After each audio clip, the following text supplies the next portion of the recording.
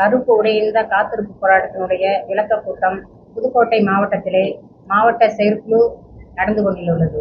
இங்கே 40 ஆண்டு காலமாக தமிழக அரசிற்கு கொத்தடிமை ஊதியத்தை பெற்றுக்கொண்டு இந்த சத்துணவு ஊழியர்கள் கடந்த 40 ஆண்டு காலமாக போராடி கொண்டிருக்கிறோம். ஆனால் இந்த ஆட்சிகள் மாறினாலும் காட்சிகள் மாறவில்லை என்பது போல கடந்த தேர்தல் கால வாக்குறுதிகளே சத்துணவு ஊழியர்கள் தரத்து 313 சத்துணவு ஊழியர்களுக்கு காலமுறை ஊதியம் தருவேன், காலி பணியிடங்களை நிரப்புவேன், ஓய்வூதியம் தருவேன் என்று தேர்தல் கால வாக்குறுதி அறிவித்துவிட்டு கடந்த 4.5 ஆண்டு காலமாக ஏமாற்றிக் கொண்டிருக்கிறார்கள். அதை நாங்கள் உள்வாங்கிக் கொண்டு கடந்த 28/8/2028 சென்னை எழிலக வளாகத்திலே காத்திருப்பு போராட்டம் நடத்தினோம்.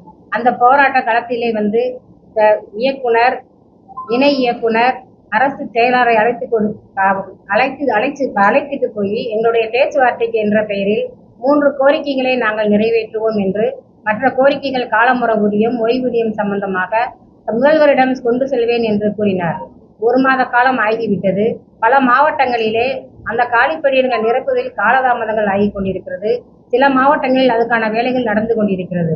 கடந்த 4.5 ஆண்டு காலமாக சத்துணவு ஊழியர்களை ஏமாற்றிக் கொண்டிருக்கிற இந்த ஆட்சியாளர்களுக்கு இந்த புதுக்கோட்டை மாவட்டம் சத்துணவு முதலாக சங்கம் ஆரம்பித்து இந்த மாவட்டத்திலே நாங்கள் சிறப்பாக ஒரு சத்துணவு ஊழியர்களுக்கான கோரிக்கைகளை இந்த செயற்குழுவிலே எடுத்து இந்த அரசாங்கத்துக்கு ஒரு எச்சரிக்கையை நாங்கள் கொடுக்க வண்ணமாக இருக்கிறோம். சமீப காலமாக அந்த எழிலக வளாகத்திற்குள்ளே ஒவ்வொரு துறை அமைச்சர்களும் எங்களுடைய போராட்ட காலத்திற்கே உங்களுடைய கோரிக்கை நியாயமானது என்று சொல்லியிருக்கிறார்கள். ஆனால் இந்த 28ஆம் தேதி நடந்த எங்களுடைய பேச்சுவார்த்தையிலே அரசு செயலாளர் அவர்கள் 4/9/2025 எங்களுடைய பேச்சுவார்த்தை என்ற பெயரில் ஒரு 10 நாளில் உங்களுடைய கோரிக்கை நிறைவேற்றுவேன் என்று சொன்னார்கள். நாங்கள் ஒவ்வொரு காலி பணியிடங்களை நிரப்பாமல் ஒவ்வொரு அமைப்பாளர்களும் 4-5 மையங்களுக்கு உணவு சமைத்து தலையில் சுமந்து கொண்டிருக்கக்கூடிய சூழ்நிலையில் எங்களுடைய காலி பணியிடங்கள் நிரப்புவேன் என்று சொன்னார்.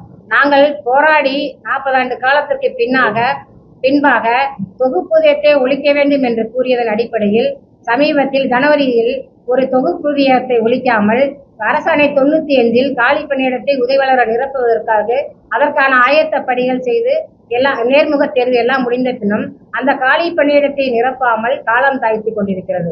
அதே சமயத்தில் ஒரு உதவியாளர் ஒரு மையத்தில் சமைத்து அருகிலுள்ள மையத்திற்கு தலைச்சுமையாக உணவு எடுத்துக்கொண்டு போகிற சூழ்நிலையிலும் பல மாவட்டங்கள் நடந்து கொண்டுள்ளது. அவர்களுக்கும் பொறுப்புப்படி வேண்டும் என்று எங்களுடைய கோரிக்கையை வைத்துள்ளோம். ஓய்வூதியம் 40 ஆண்டு காலமாக இப்ப 10/9/2025 சென்னையிலே நம்மளுடைய ஓமந்தூரார் மருத்துவமனையிலே அவர்களும் காத்திருப்பு போராட்டம் நடத்தினார்கள். ஆனால் அவர்களுக்கும் நாங்களுடைய ஓய்வூதிய கமிட்டி குழு 3/9/2025 எங்களுடைய துறை சார்பாக எங்களுடைய மாநில தலைவர், துணைத் தலைவர் அவர்கள் கொண்டு போய் கோரிக்கையை கொடுத்து எங்களுடைய வாழ்வாதார கோரிக்கை, நான் உயிர் வாழ்வதற்கு உண்ண உணவு, உடுத்த உணை, இருப்பிடம், என்னுடைய வாழ்க்கை தரத்தை உயர்வதற்கு 66 ரூபாய் 70 போதாது. அதனால எங்களுடைய மாத ஓய்வூதியம் 9,000 அதை கொடுக்க வேண்டும் என்ற எங்களுடைய கோரிக்கையை நாங்கள் கொடுத்துள்ளோம்.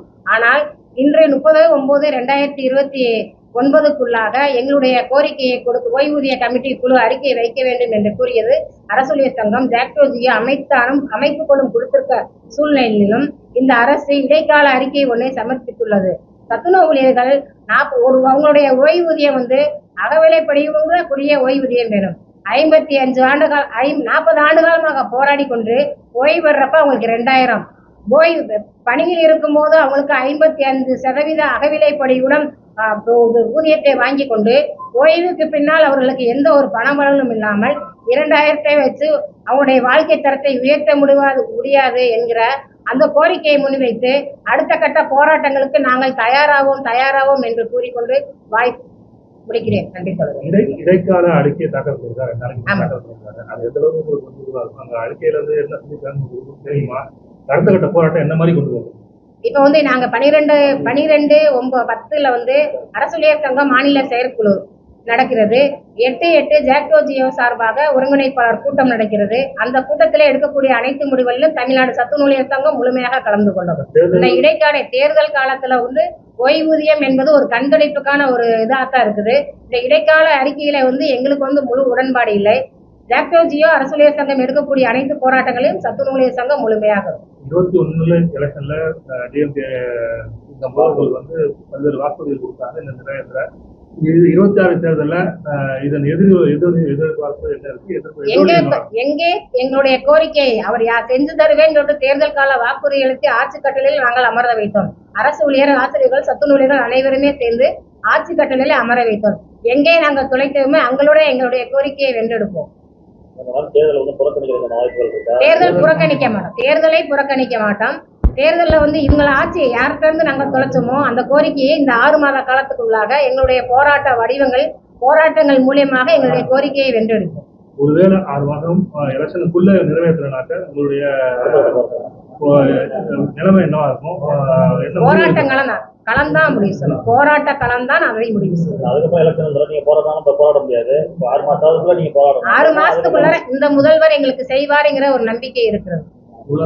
நாங்க வந்து 40 ஆண்டு காலமாக 85ல சங்கம் ஆரம்பித்து 2025 வரை தொடர் போராட்டம். அந்த போராட்டத்துல பல முதல்வர்களையும் எம்ஜிஆர், புரட்சி தலைவர் எம்ஜிஆர் அவர்கள், செல்வி ஜெயலலிதா, புரட்சி பெண் செல்வி ஜெயலலிதா அவர்கள் டெஸ்மா சட்டத்தை எல்லாம் தாண்டி எங்களுடைய கோரிக்கையை நிறைவேற்றிருக்கிறோம்.